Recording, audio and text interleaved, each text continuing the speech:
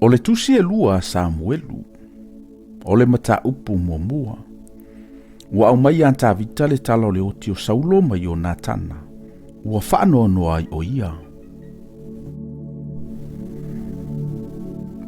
Ua oina ua mawai le oti o Saulo. Ua fo iatu ta vita na le fasinga o Amaleka. Sa nufo fo ta vita i se keleka i aso e lua. Ona o ile aso tolu, fauta, ua saule tangata na ile tuta ua Saulo. Ua masayo na ofu male ele ilo na ulu. Ua o atu o ia i anta vita. Ona whapa ua ile o ia ele ua ifo i ate ia. Ona whaiatu leo ta vita i ate ia. Mai fea e oe. Ua whai mai o ia i ate ia. Ua ausola mai le tuta ua Israelu. Ona whaiatu leo ta vita i ate ia. Ua a ea. Tau mai ia i ate au. Ua whai mai o ia. Ua sosola le nuu na ile taua. E toa telefoi o le nuu ua pa ua oti. O Saulo foi mai o Natana lo Natali ua oti i la ua. Ua whai atu ta vita le tau le ana tala mai i ante ia. Ua e iloa whaapewhea ua oti Saulo mai o Natana lo Natali i. Ona whai mai leo le tau le ana tala mai i ante ia. Na ouso o nā ruana i le maunga o ki le poa whauta.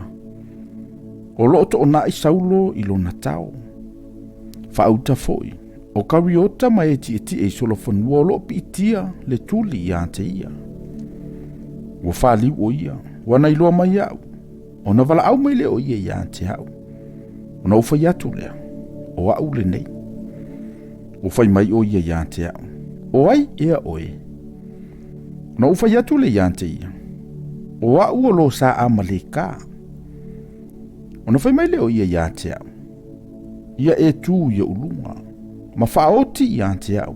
A ua o mai le atu vale ina ua o wola pia lava. O na o tū le i o na lunga. Ma o whaoti i ante ia. A wana o iloa. I le toi ola o ia ina ua pa u.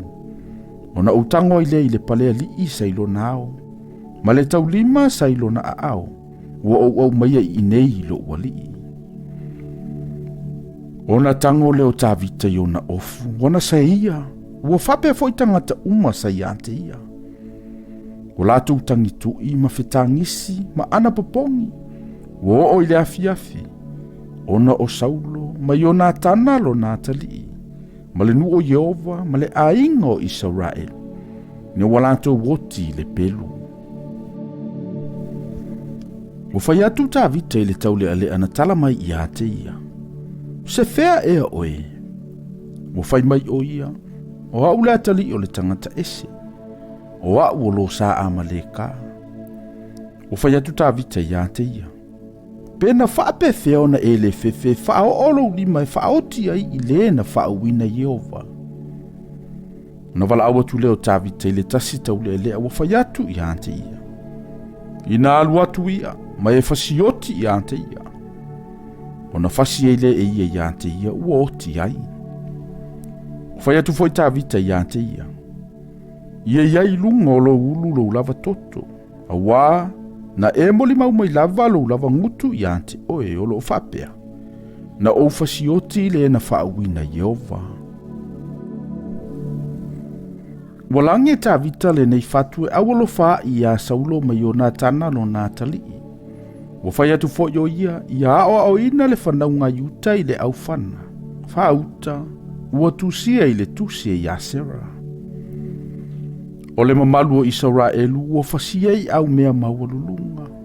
Awe, ua mali liutoa. Awana ita ua ikata. Awana ita ala i antu i malaeo a sekelona. Ne i oli ai a whawhine o Filisitia. Ne i mita ai a whawhine o le peritomeina. Maunga o ki le po ai. Aua ne i ai se sau. Aua ne i ai se ua i ante outou. Po o whanua e tupu ai taulanga. Aua na lafo i nai talita atoa. O le talita Saulo. Pe isea ina le whaawina o iai le uu. Na le whaafo isia lea ufana i o Natana. Ma le pelua Saulo e le ifo ifua lea. na i le toto e na fasia, ma le ngā o toa. O saulo mai o nā tana sa pele maanga fia i la ua ina o soifua mai. Ua le tea ese fo i lo la maliu. Sa sili o la tele ta alise i aeto. Sa sili fo i o la fita i leona. Afafina o isaura e lue. Ia fetangisi o tau i a saulo. Sa na faa ofu i ante o tau i e mumu. Antoa ma mea faa fia. Na ia te ua o tau ofu i auro e faa matang o fiai. Awe, ua maali liu toa i le taua. Io nā tānae, ua fasia oe i au mea mawalulunga. Ua tinga ina u ona oelo uso i o nā tānae. Sa au matua fia i ante oe. Sa ma eu lava lo walofa i ante au. E sili le alofa o fafine. Awe, ua maali liu toa. Ua mau mawai a upenga o le taua.